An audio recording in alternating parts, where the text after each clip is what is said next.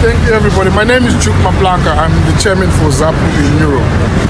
Now, I'd like to thank everybody for coming, and I'm looking forward to hearing the contribution by our chief after we hand in the petition.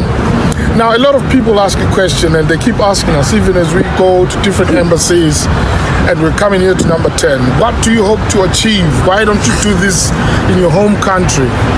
Now, if you think about the situation, we have thousands of Zimbabweans who sought asylum in this country. People who bear physical scars, emotional scars, psychological scars. The trauma of things that happened to these people was enough for the laws in this country to determine that they could be granted asylum in this country. So imagine how each and every one of those victims feels when we see the British government start to thaw relationships with the ZANU-PF government. I think they forget what it means when we talk about Kukuraundi, for example. I think it becomes a word that's meaningless. We have to say to them, these are people in this regime who would give orders for people to bayonet pregnant women, to kill children, to rape women, to kill innocent men, bury people alive, boiling babies in drums, calling it a pungwe.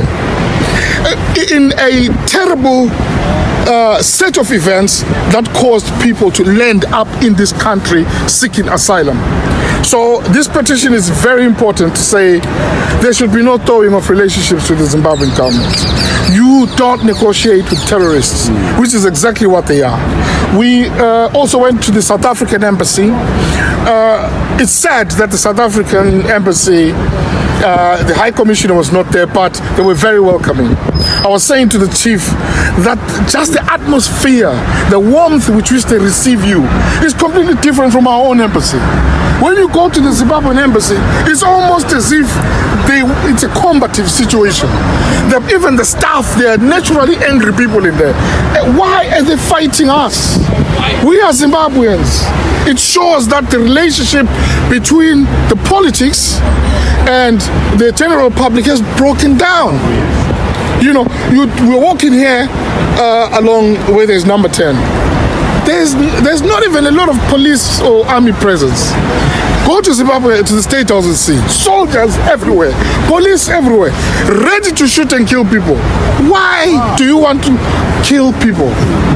It's because you know that these guys are not worried. They know they've been voted in. They know people love them. They are relaxed. They're not afraid of anything. But when you have stolen an election, you know that people don't want you there. So you have to have an army surrounding you and guarding you day and night. So I hope that they'll receive our petition and will pay notice to what we're saying. But this struggle is not something that's going to happen just today and end. It's continuous. I know people are filming, they'll be putting it on social media. As Zimbabwean, let's be active. Let's participate in the things that matter to us. For so long, we've been so docile when it comes. You call when there's rallies or when there's marches, very few people come. How many Zimbabweans are in UK? Hundreds of thousands. But how many people are here today? But and all those people that are not here today, they are affected in one way or another. You know, we are the community, we are the province that is supporting Zimbabweans with our remittances. So we should have a say in the daily things that happen in our politics. Thank you so much for every single one of you for taking your time to come today, and it's really, really appreciated. Thank you.